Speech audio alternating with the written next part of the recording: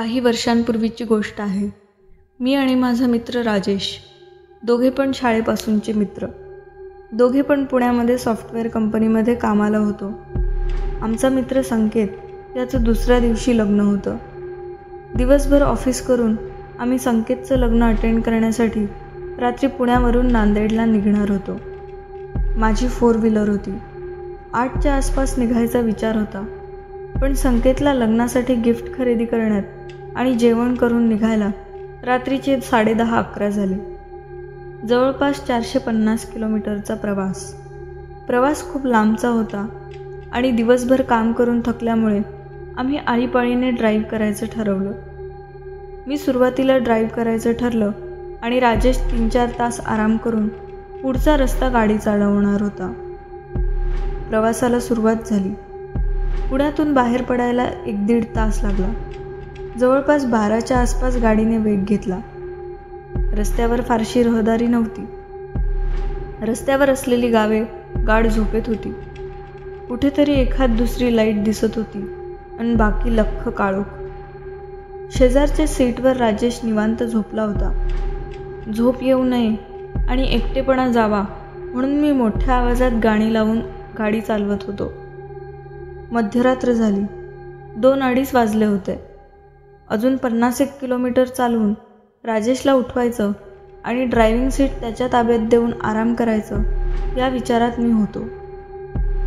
कुठेतरी एका ठिकाणी चहासाठी थांबावं आणि राजेशला चहा पाजवून गाडी सुपूर्द करावी या विचाराने मी कुठे चहाची टपरी दिसते हे शोधत होतो. पण बराच वेळ झालं कुठलं गावसुद्धा लागलं नव्हतं आणि कुठलीच गाडी रस्त्यावरून जात असलेलं दिसत नव्हतं. चहाची टपरी शोधण्याच्या निमित्ताने मी बाहेर नजर फिरवली. घनदाट जंगलाचा रस्ता लागलेलं मला जाणवलं. फक्त माझ्या गाडीची लाईट रस्त्यावर होती आणि बाकी सगळीकडे अंधार.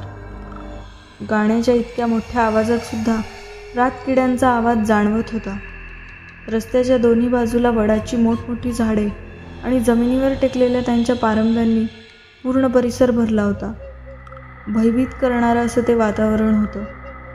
मी गाण्याचा आवाज थोडा कमी केला आणि राजेशला उठवण्यासाठी त्याला आवाज देऊ लागलो. जंगलाच्या अर्ध्या वाटेवर माझ्या कारने कर्कश आवाज करायला सुरुवात केली, ज्यामुळे गाडी बिघडणार असल्याची पूर्वसूचना मिळत होती. पण मी थांबलो नाही, कारण आम्ही भयानक घनदाट जंगलाच्या मध्यभागी होतो. त्यामुळे भयानक जंगल शक्य तितक्या वेगाने पार करण्यासाठी मी माझ्या कारचा वेग वाढवला. अचानक मी रस्त्यावर काहीतरी दिसले म्हणून ताबडतोब गाडी थांबवण्यासाठी हार्ड ब्रेक दाबला. पण मला खात्री नव्हती की ते काय आहे. नीट ओळखता येईना, कारण अंधार होता. रस्त्याच्या मधोमध जमिनीवर पातळ पांढऱ्या कपड्यात गुंडाळलेली एक मानवी आकृती मला दिसली. हिवाळ्याचे दिवस होते. वातावरणात थंडावा होता. तापमान जवळपास 8-10 डिग्री इतकं असेल. इतक्या कमी तापमानात कोणीही रस्त्यावर झोपू शकत नाही असं मला वाटलं. पण तरीही उत्सुकतेपोटी मी ते काय गोष्ट आहे हे तपासण्यासाठी गाडीतून बाहेर पडलो. आश्चर्याची गोष्ट म्हणजे ती आकृती रस्त्यावरून गायब झाली होती. मी आजूबाजूला पडताळून पाहिलं, परंतु निर्जन रस्त्याशिवाय काहीही आढळले नाही. मी शेवटी असा निष्कर्ष काढला की कदाचित भरपूर वेळापासून मी ड्राईव्ह करत असल्यामुळे मला भ्रम झाला आहे. मी गाडीत परत आलो. राजेश अजून पण गाढ झोपेतच होता.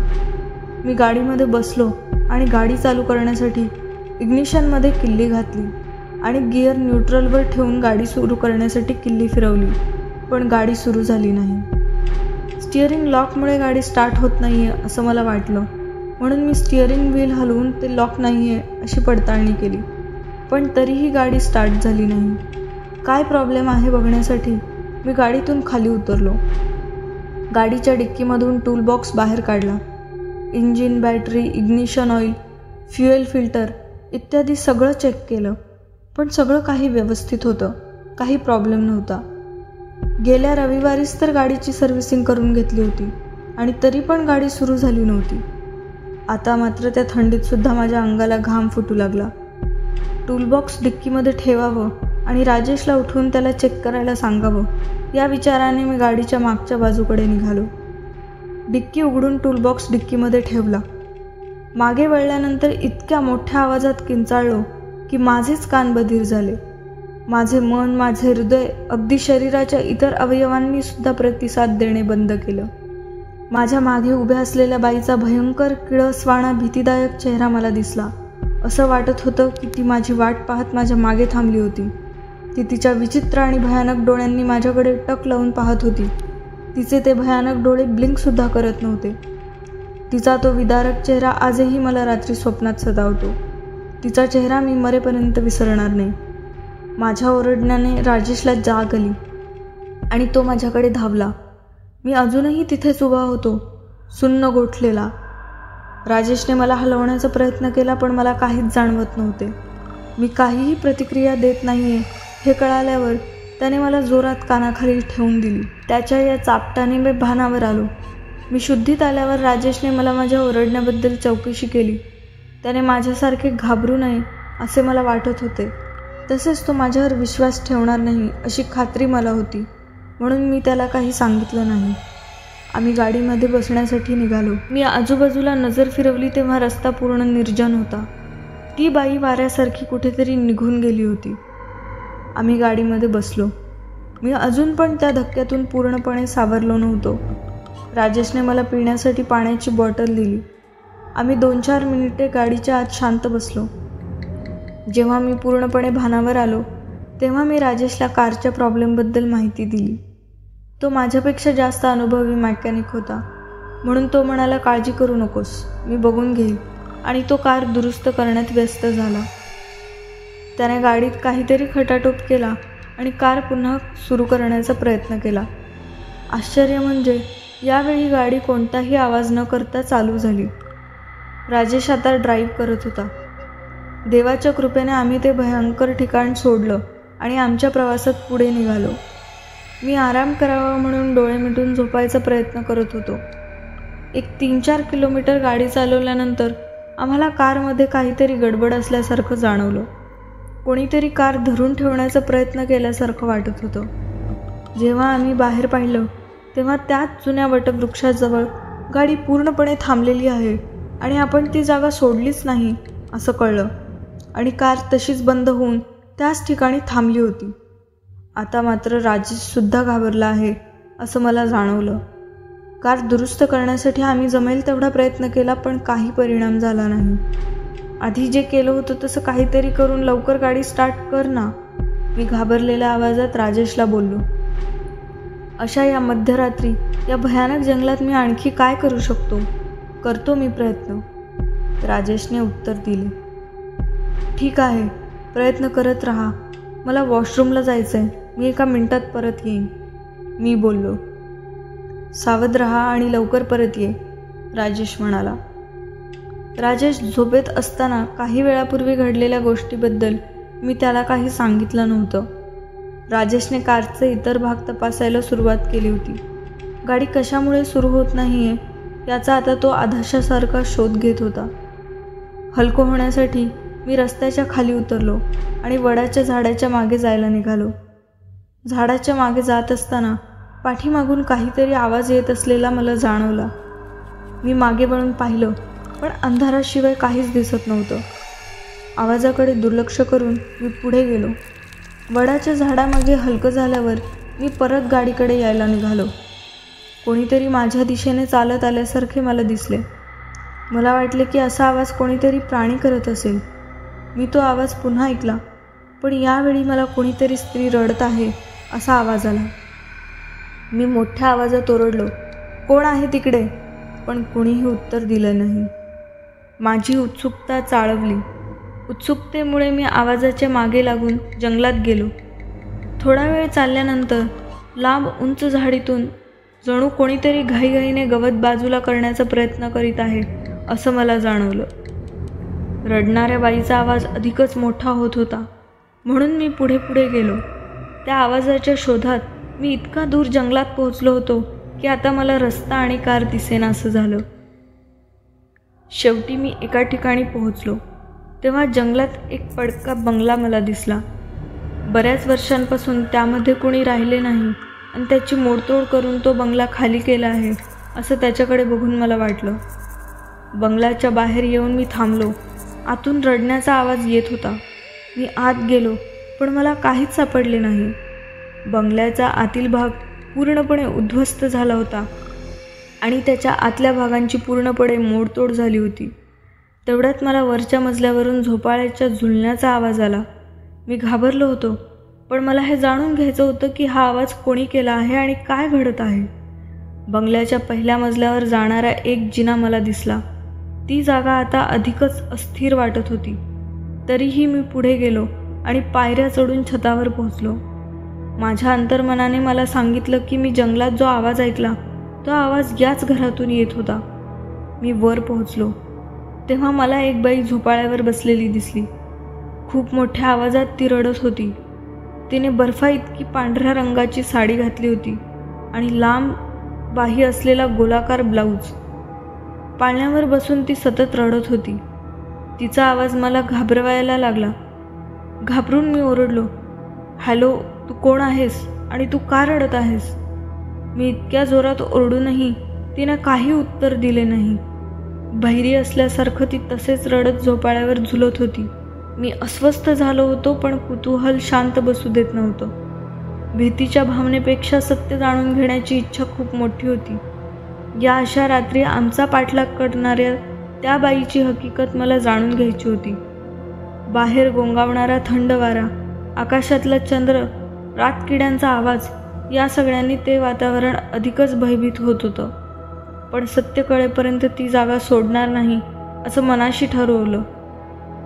मला तिचा चेहरा दिसत नव्हता, कारण तो तिच्या लांब दाट काळ्या केसांनी झाकलेला होता. मी तिला पुन्हा हाक मारली, पण तिने प्रतिसाद दिला नाही. मी एक एक पाऊल तिच्याकडे चालू लागलो. तिच्याजवळ मी पोहोचलो.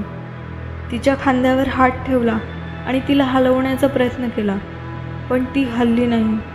जेव्हा मी तिला पुन्हा हलवलं तेव्हा तिने तिचा चेहरा थोडा वर केला, पण मला तिचा चेहरा दिसत नव्हता, कारण तो अजूनही तिच्या लांब केसांनी झाकलेला होता. मी मोठ्याने ओरडलो, तू कोण आहेस? ती काहीच बोलली नाही. मी तिचा चेहरा पाहण्यासाठी उत्सुक होतो, म्हणून मी तिचे केस माझ्या हातांनी पकडले आणि तिचा चेहरा पाहण्यासाठी तिचे केस तिच्या चेहऱ्यावरून वर केले. ज्या क्षणी मी तिच्या चेहऱ्यावरून केस बाजूला केले त्या क्षणी ती कान फाटेल एवढ्या मोठ्या आवाजात किंचाळली. तिच्या किंचाळल्यामुळे काही सेकंदासाठी बहिरं झाल्यासारखं वाटलं. मी भीतीने थरथर कापलो आणि जमिनीवर कोसळलो. धक्क्यातून आवरल्यावर मी वेड्यासारखं जंगलाच्या दिशेने आलेल्या वाटेने पळू लागलो. धावत असतानाही मला माझ्या कानात तिचा आवाज ऐकू येत होता. थोडा वेळ पळून झाल्यावर थकवा आला आणि विश्रांतीसाठी मी वडाच्या मोठ्या झाडाजवळ थांबलो. पुढच्याच क्षणात मला माझ्या मागून पावलांचा आवाज आला. ती अजूनही माझ्या मागे येत असल्याचं मला जाणवलं, पण तिथे कोणीच नव्हते. कोणीही माझ्या मागे येत नव्हते. मी सुटकेचा निश्वास टाकला की ती बाई माझ्या मागे येत नाही याची खात्री झाली होती, पण तिचा भयानक चेहरा माझ्या मनातून जात नव्हता. केसांमध्ये झाकलेला तिचा चेहरा, काळी ठक्क त्वचा. जेव्हा तिचे केस मी बाजूला केले तेव्हा तिचे सुळेदार दात आणि त्या दातांमध्ये लटकत असलेले माणसाचे ताजे मांस आणि त्यातून टपकत असलेलं रक्त. कुणीही मागे येत नाहीये याची खात्री करून घेऊन मी पुढे चालू लागलो. थोडा वेळ चालल्यावर एका वडाच्या झाडाच्या वरच्या फांद्यातून येणारा खडखडाट आवाज ऐकू आला. काय आवाज आहे हे पाहण्यासाठी मी वर नजर फिरवली तर त्या झाडाला लटकलेली ती स्त्री मला दिसली. ती माझी वाट पाहत आहे असं वाटलं. तो माझ्या आयुष्यातील सर्वात भयानक अनुभव होता. मी जोरात किंचाळलो आणि पुन्हा वेड्यासारखा पळू लागलो.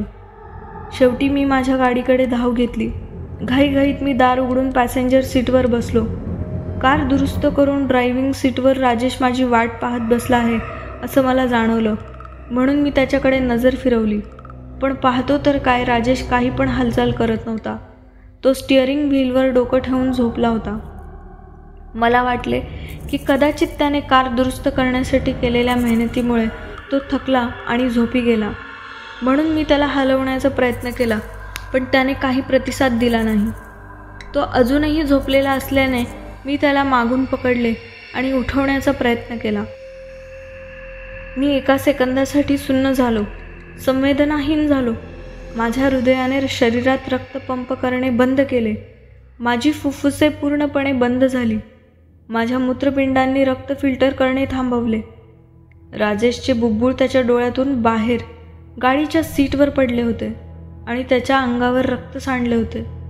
ते थरारक दृश्य पाहून माझ्या पायाखालची जमीन सरकली. मला रडायचे होते, पण माझा आवाज माझ्या मेंदूला प्रतिसाद देत नव्हता, म्हणून मी काही करू शकलो नाही. मला जाणवलं की मला धावण्याची गरज आहे, अन्यथा माझे पण हेच हाल होतील. जर मी घाई केली नाही किंवा या जंगलातून पळून गेलो नाही तर राजेशसारखी माझी हालत होईल आणि माझ्यावर मरणाची वेळ येईल. मी राजेशचा मृतदेह कारमधून काढला, त्याला मागच्या सीटवर ठेवलं. गाडीची सर्व दारे खिडक्या लॉक करून गाडी सुरू करण्यासाठी ड्रायव्हिंग सीटवर बसलो. गाडी मला पुन्हा त्रास देऊ लागली. मी ती सुरू करण्यासाठी अनेक मार्गांनी प्रयत्न केले, परंतु प्रत्येक वेळी अयशस्वी ठरलो. मी देवाकडे विनवण्या करू लागलो, मोठ्याने ओरडू लागलो आणि कार सुरू करण्यासाठी माझ्या सर्व सामर्थ्याने सर्वतोपरी प्रयत्न केले, परंतु यात मी अयशस्वी झालो. या सगळ्याच संपूर्ण वातावरण खायला उठल्यासारखं वाटू लागलं. मी माझ्या आशा गमवत होतो. मी आता माझ्या आयुष्याच्या शेवटच्या क्षणात आहे असं मला वाटू लागलं. शेवटी एक शेवटचा प्रयत्न म्हणून मी कारची चावी पुन्हा फिरवली आणि चमत्कारिकरित्या इंजिन चालू झाले. मी सुटकेचा उसासा टाकला आणि झटपट गाडी चालवायला सुरुवात केली. थोडा वेळ ड्रायव्हिंग केल्यावर मला मागून पुन्हा तोच आवाज ऐकू आला. मी सावकाश मागे पाहिलं, परंतु नेहमीप्रमाणे तेथे काहीही नव्हतं.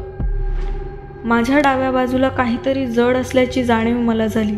माझ्या शेजारी कोणीतरी बसल्यासारखं वाटलं, पण शेजारी पाहून काय आहे ते तपासण्याची हिंमत माझ्यात उरली नव्हती.